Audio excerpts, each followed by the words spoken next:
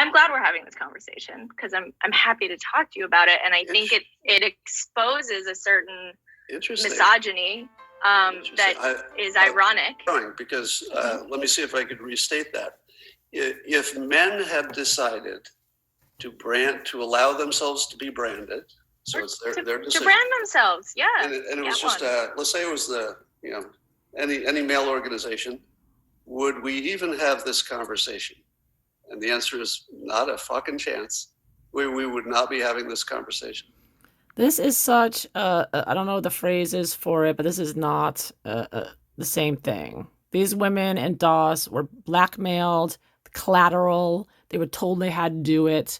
This was not at all the same thing. Nicki Clyne's lying again. And if a man came out and said, I got a brand and I'm so ashamed. And see, now she's ridiculing Sarah Edmondson. I mean, she's just evil. What would we do?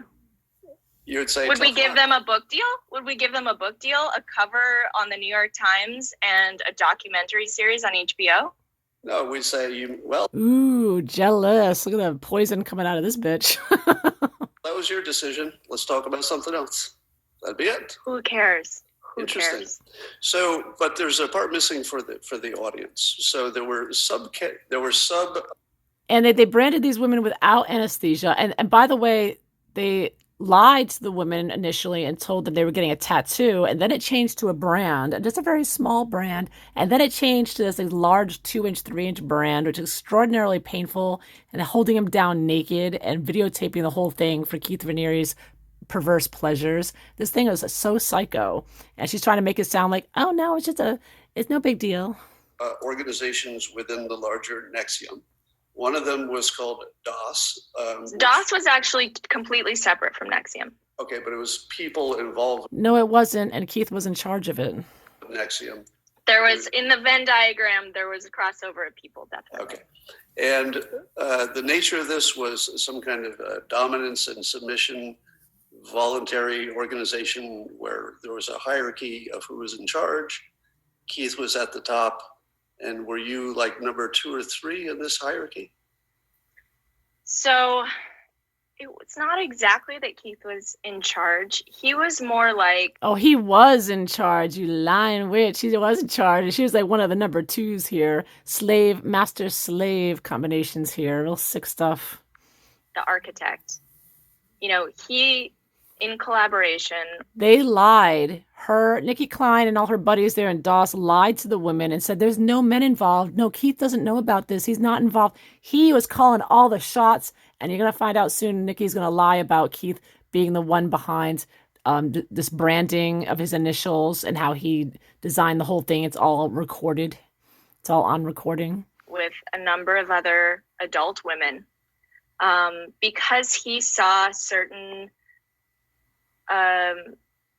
blind spots, if you will, that we had. And of course, these are women that either know him for 15 years or more, and some were in romantic relationships with him, but who really wanted to level up, who really wanted help to get to the next level in terms of, self-reliance, self-esteem, building character and honor, which is something, in my opinion... Oh, building character is interesting. Keith Raniere was a misogynist pig, and he would tell women that, oh, you have no character, so that was this whole thing with these crazy DOS bitches with their building character.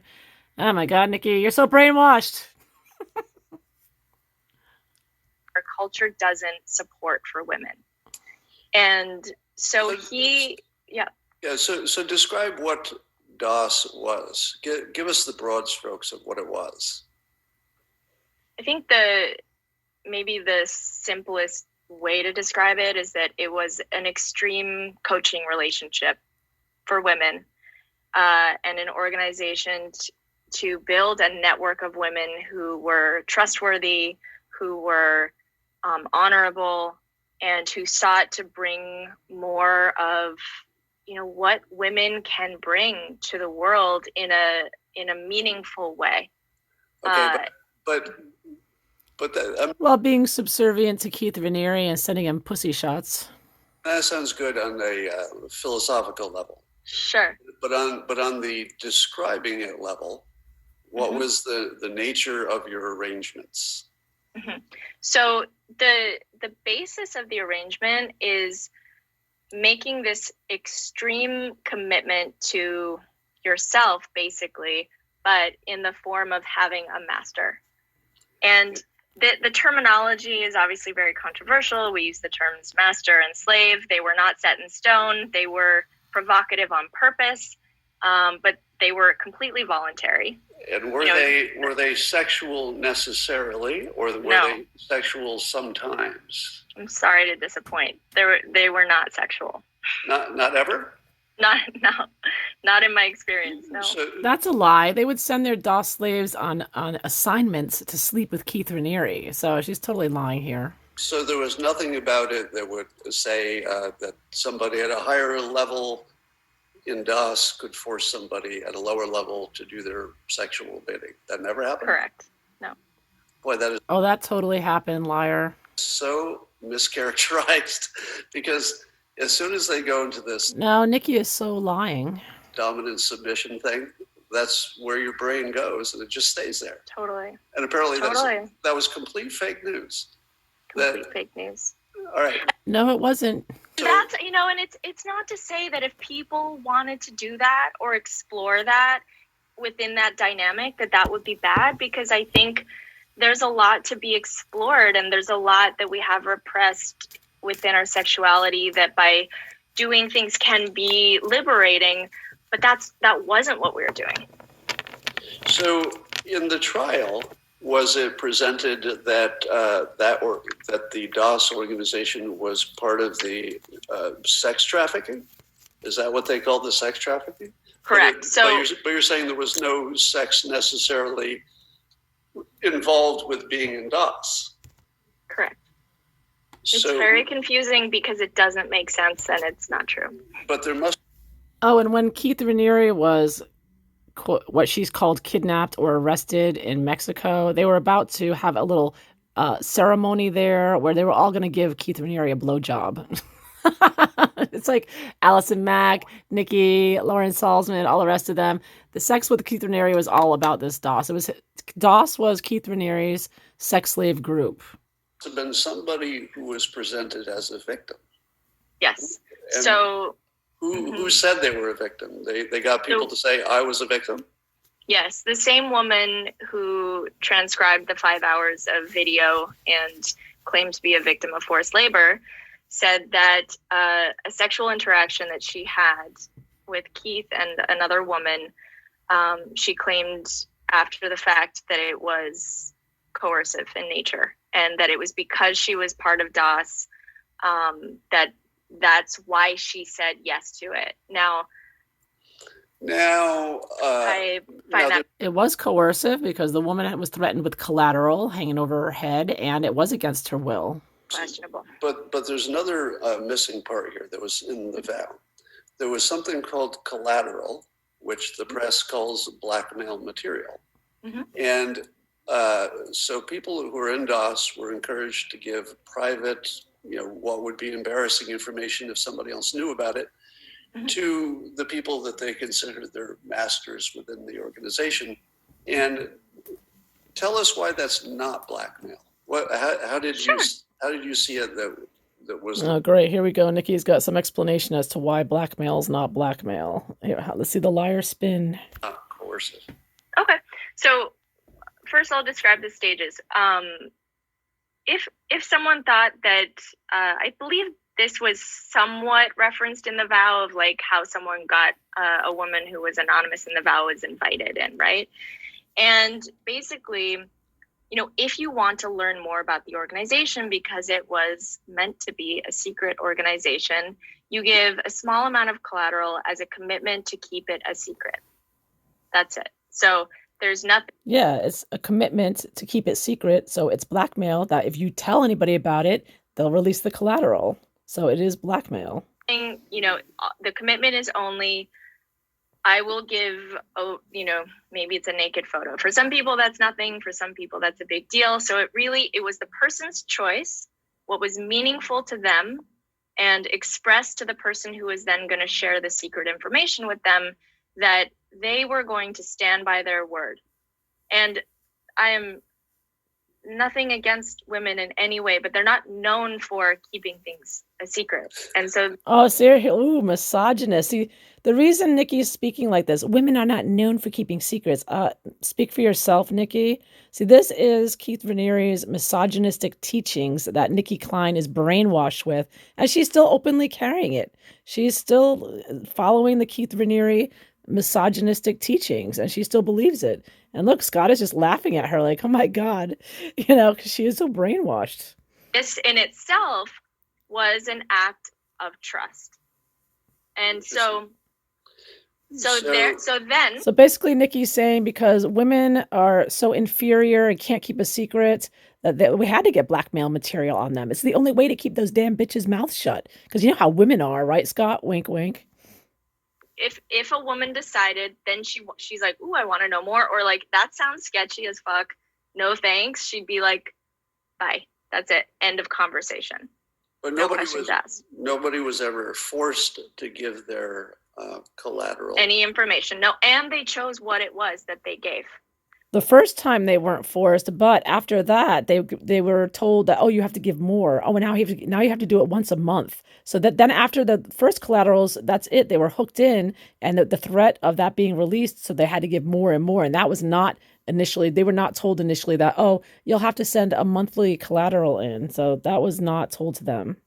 So then, if the woman, said, oh, this is really interesting, I trust you, like, yeah, tell me more, here's my collateral, then she would hear about the organization, and she would hear everything she needed to know, including that there was a brand, that it was a master-slave relation. The brand was not told them initially from the beginning. That came out later. And she would have the opportunity to ask all the questions in the world to make a decision. So she wouldn't learn about the brand until after she'd given some compromising information? To learn about it, but before she said yes to joining. Okay. So do you think that members felt that collateral was really a blackmail, even though it wasn't presented that way? Do you think in their own mind they said, oh, I better do what I'm told? I don't think they did until it started to become... Yeah, I think they did, Nikki. I think they did. Look how they're trying to twist this around. So these people gave this collateral that would be blackmail material, but did they think it was blackmail material? Hell yeah, they thought it was blackmail material. So they're bringing this up because this came up in the trial where they're trying to argue that they didn't think about the blackmail material hanging over their heads, like as if they're going to forget about the nude pictures that she has of them on Nikki's hard drive, A very specific narrative in the news, and they felt that their reputation and so now she's going to blame the media for it. It's like, no, it was blackmail material. They knew they were being blackmailed. It's not because the news said it. It's because that was the case.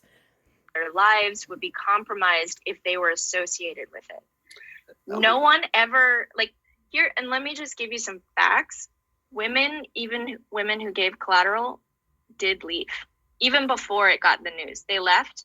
No collateral to this day, to my knowledge, has been released, period, except for what the government has shared. Of course. There's nothing the government can't make worse. Oh, of course. Here we go. Attack the prosecution, attack the government here. So we can see that both of these people have a very anti-prosecution attitude, which, fine, but you know what? You're lying about the case and you're not presenting it accurately. And Nicki Clyne is a liar. And this Scott guy is creepy. Somebody forced to diet, that was one of the claims, forced to survive on 500 calories a day, to which I say to myself, how do you force somebody to diet? Look at Nikki shaking her head. Allison Mack has already admitted she was on a 500 calorie a day diet, and so did India Oxenberg. But look at this smug, brainwashed Nicki Clyne shaking her head like, oh no. She's such a liar. I mean, what do you sew their mouth? There's so many problems. First of all, yeah, how do you force someone to diet unless you're just lock them in a cage or whatever? Second of all, I think, again, there are misogynistic undertones to this because The slaves had to send pictures of all their food that they ate for the day to their masters, and they had to ask their masters permission. May I eat now, master? I mean, oh, please, it was so controlling. It was controlling every facet of everything they did. And this was part of the brainwashing technique going on.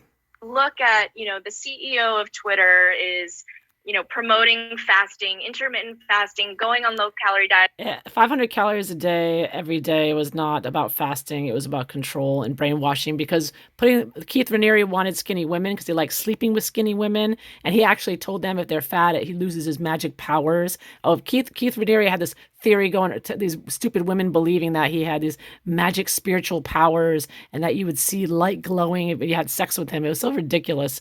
He was such a pig. But anyways, yeah, she's still buying it. This girl is crazy.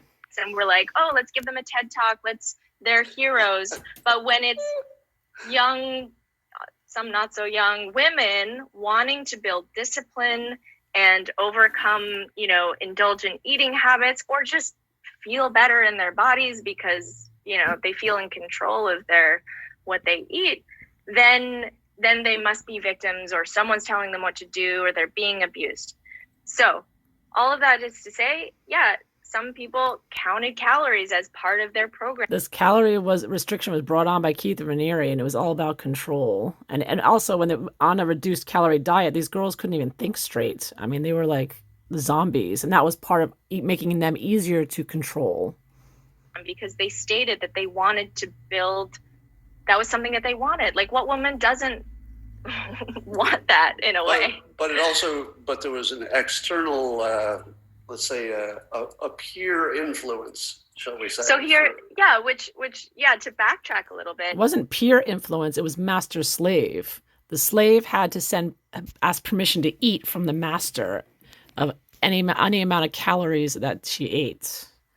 The collateral, if a woman chose to join DOS, it was because she recognized that the way that she's doing her life at the moment, she isn't getting what she wants. She wants to get here, and for whatever reason feels stuck. And I think for most of us it's because we're so comfortable. We don't have the irony again is this woman had a multi-million-dollar career in Hollywood, and she just flew down the toilet. And so she's now trying to make it sound like, well, what we're doing is we're lifting people up and giving them what they want in life, making them something. Adversity that forces us to really push in the ways we need to survive. We can all get by. Life is easy, and we want to achieve better things, but it's hard sometimes to motivate when you don't have a fire under your ass.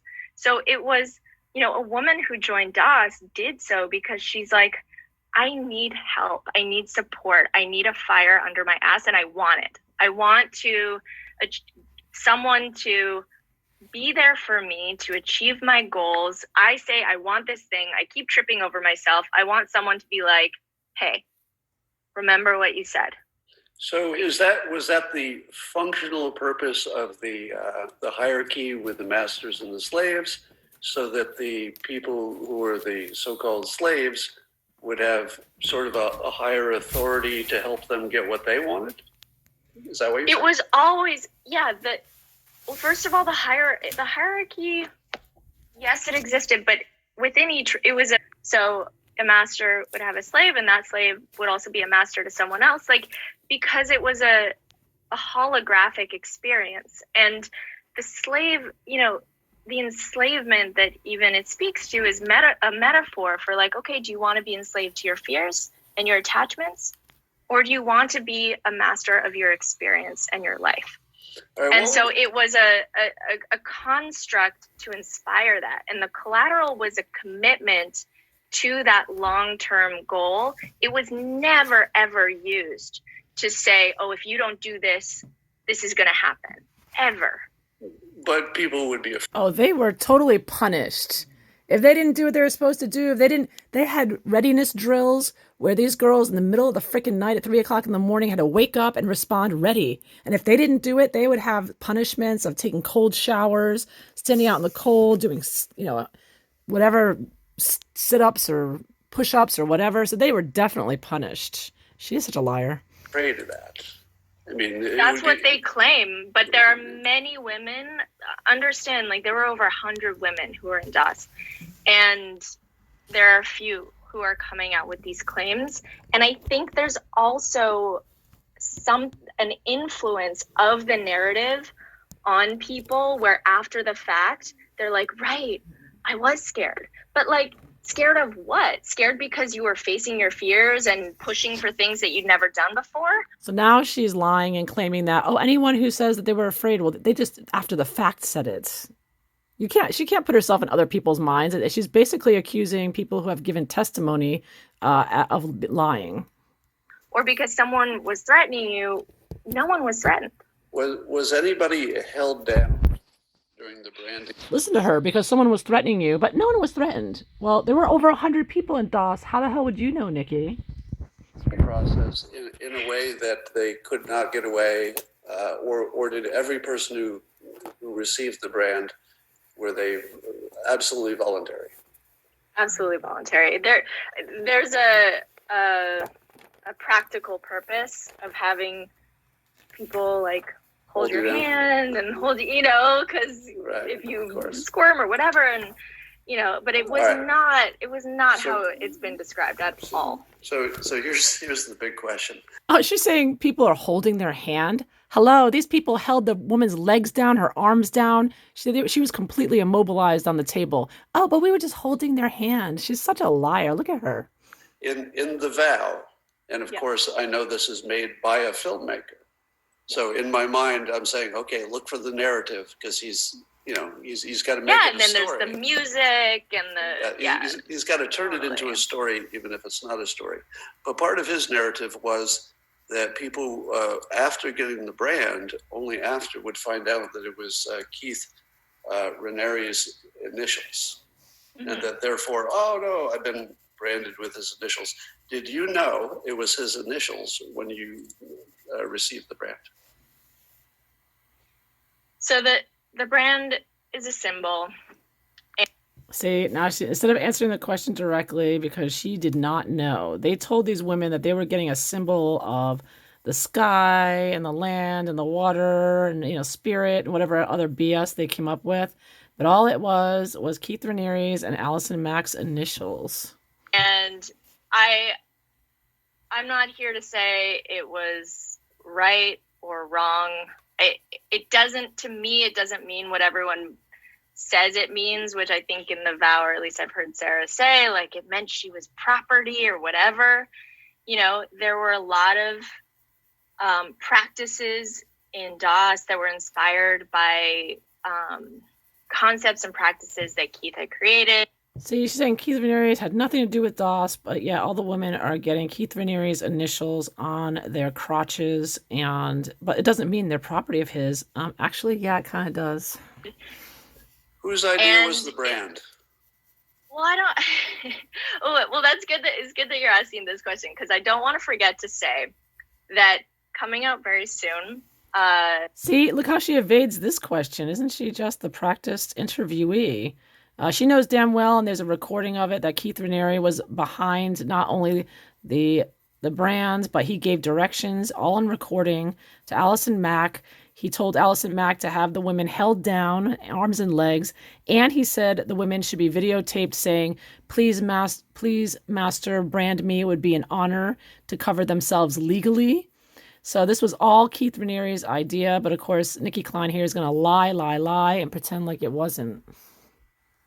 8 women who were part of DOS, and more most likely in the near future, but 8 women who are willing to speak publicly now and make statements and have a conversation about what it really was, are about to release a project where we have recorded Zoom conversations, and we go into the nitty gritty of all the details of what actually happened. And we're doing it very DIY. So now she's talking about a website where her and these women actually come out and show themselves and try to, reconstruct the narrative. They're trying to lie their way out of this, but there's really no way they can do that. Because as you can see, the narrative has been constructed by... See, it's constructing a narrative, all PR. many people other than us. So I don't want to answer like every question about You won't tell me whose idea was? You won't tell me whose idea the brand was?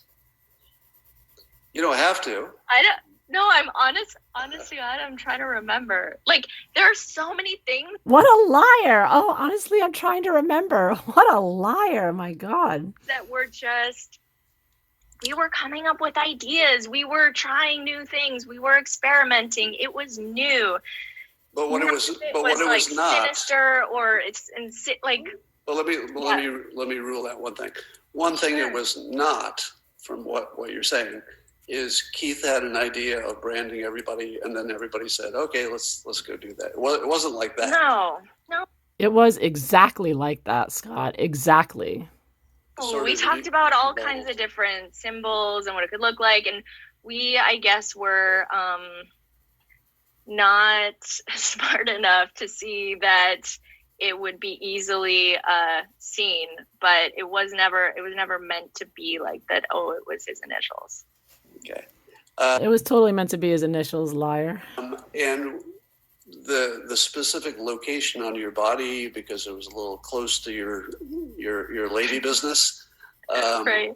Was that just to hide it, or was that telling you there was a sexual element to it, or not? No. It was totally sexual. Keith slept with all of them, and they all had to sleep with him when their masters told them to. It was. Like I said, when they were in Mexico, they were going to give him a group blowjob. So the entire thing was being Keith's sex slave. This whole thing. There was no sexual element. It was just a place where you wouldn't be able to see it if you were wearing a bikini and wasn't on your butt. So. I feel like viewers are like clicking off. It's like, are you telling me there was no? It's so boring. I know. I'm sorry. It was like a bad tattoo. That's all it was. That's all it was. And they didn't look like the one that has been shown around. The other ones I've seen. Yeah, the one that's been shown around is exactly what it looks like. That was from Sarah Edmondson, who showed her brand. It was huge and gory and without anesthesia, extremely dangerous, could have gotten infected, etc. Okay. Those were the main questions I wanted to ask. So, So summarizing, the people who were involved, would you say 98% had a good experience, if you had to put a percentage on it? In DOS or ESP or both? Let's say both. So or break DOS, it down, either one. Sure. So I think DOS is tricky because it depends when you ask. You know, the narrative, I think, really did a number on people and their perception of things. And there were a lot of things in the narrative that just were false. So, but they didn't question. And here's the really interesting thing. Like, there was a woman that I had invited into DOS, and we had the best relationship. I was like helping her, you know, she quit this job that she hated and was starting her own business, and she was doing great in her marriage and with her family. And suddenly this whole thing started with Sarah and Mark, where they decided that this awful thing was happening.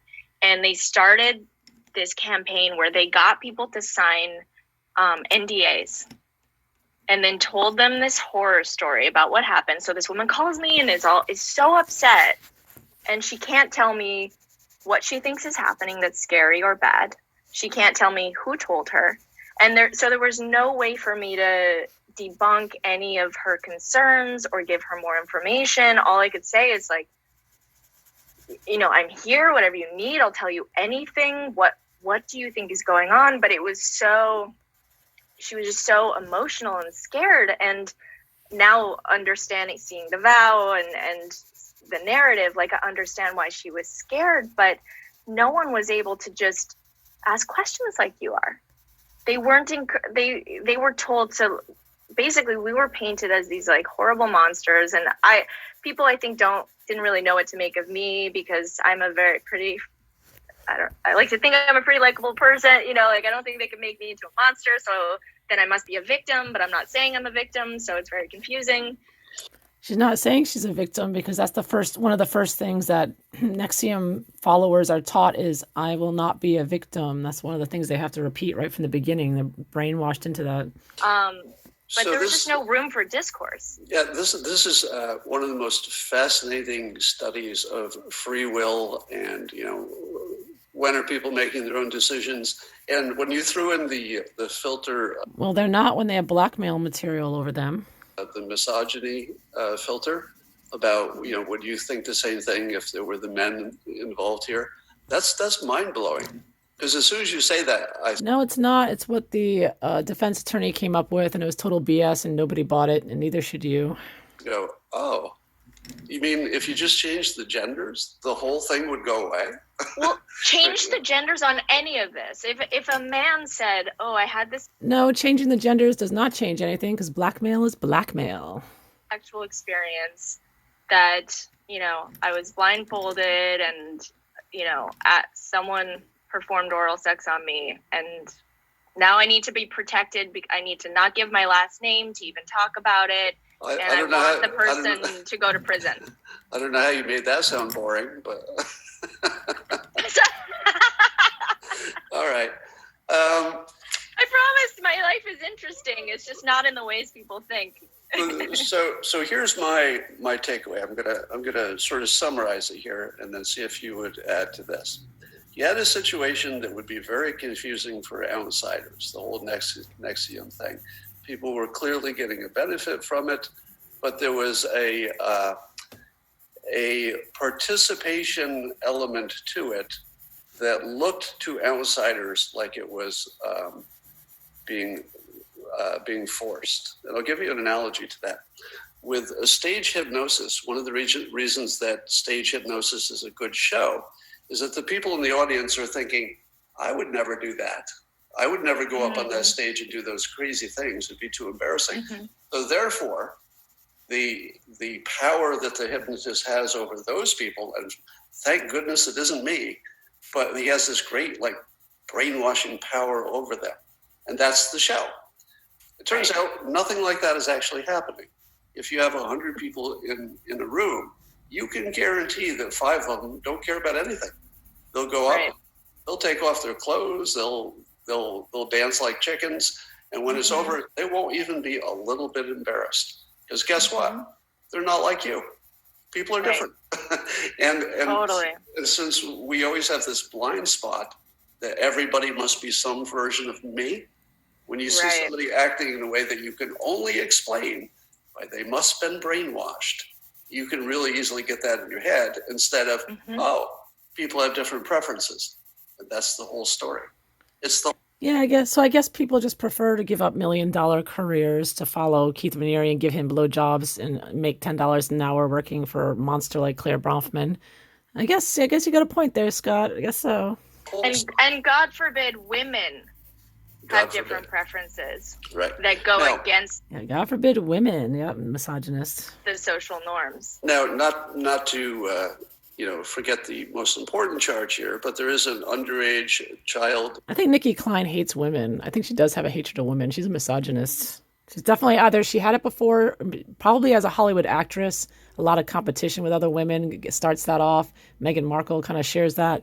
But the way she's talking now, she sounds like Keith Raniere is talking through her mouth. Element to it. You would not be mad at me for saying that if any of that's true, justice must be served. But 100%. As you noted, there's a deep irregularity with that evidence that cannot be ignored, especially when you see it. Nope, there's no irregularity. And again, the 15-year-old girl, Camilla, did testify and confirm that those pictures were of her at 15 and younger, sleeping with Keith Raniere. So everything that Nicki was talking about with the metadata and the hard drive, all for naught. Prejudicial, all of the other stuff would make the jury. So I got to say, you've raised some real questions with me. From the outside, we don't know what's real, right? We live in a world of fake news. We don't believe anything. And we don't believe our systems anymore. We don't believe that the government is, not organizing a coup against the other side. We don't believe anything anymore. So when you tell a story that maybe there was a criminal trial that there were irregularities, probably 10 years ago, I would have said, no, they're not. That's what people say. Everybody who's guilty says they're innocent. Mm-hmm. But in the last even the last 12 months, the things you've seen about our systems that we used to trust are so disorienting that I hear your story and my reaction is, yeah, that could totally be true. Now, I'm not saying I know what is true. There's no way I can know that. But I certainly don't dismiss it. You've got a hell of a story. I hope I helped you tell your story, because as you said, and I hope everybody watching this agrees, that whether or not there's something in your life that you did wrong that must be punished, it doesn't mean everything else you did is wrong. And you don't want to bring all that in. So people either did something wrong and you can prove it, or they didn't, but let's not bring in the rest of their life to prejudice the jury. All right. Mm-hmm. Is there anything you would like to add? I think just, on that note, in addition to people from the outside seeing things that they don't understand because they do their lives differently, I think, what we really were trying to promote and stood for was personal responsibility and accountability and critical thinking. Not just accepting what we're taught to believe in social norms and the conditioning that we have when we're younger. And I think that our this sort of like victimhood, whether woman or man or whatever, or this reactivity we have in our world that's so pervasive, it's when you overlay that onto the situation, that's a big part of what has created the misunderstanding. And so I really want to thank you for the opportunity to have this conversation with you, because you clearly, even just acknowledging whether we have free will or not, we think we do, does it matter? I don't know. But being able to have this conversation with someone, and hopefully to an audience who also believes that they are either an agent in their life or they think they are, and that's enough. And to continue questioning, to really not just take things at face value, and to challenge that feeling deep down, because even though we know intellectually we shouldn't believe the media, we shouldn't believe the government, we do. We do. And until it happens to you, like I thought that I knew the media was trash and they lied, but until I saw an article that just flat out lied about me, I didn't get it. So there's a name for that. It's called the Gell-Mann amnesia. There was a physicist named Gell-Mann, that was his last name, and he noted that when he read a story in the media about physics, because he was an expert in it, he'd say, well, this is all wrong. I can tell this is all wrong. But he would say he would have amnesia, because the very next story he'd read, which was not his expertise, he'd say, well, that's probably right. What? Totally. But only the things he knows about are wrong every time, but everything else is right. So yeah, exactly. Once you live it, as you have and I have, of course. Yeah. It becomes real. All right, thank you so much. I'm gonna wind it down now. This was even more interesting than I thought it would be, and I thought it would be interesting. So thanks so much. And it was even boring too. So it was interesting even in that way. So thank you so much, and take care.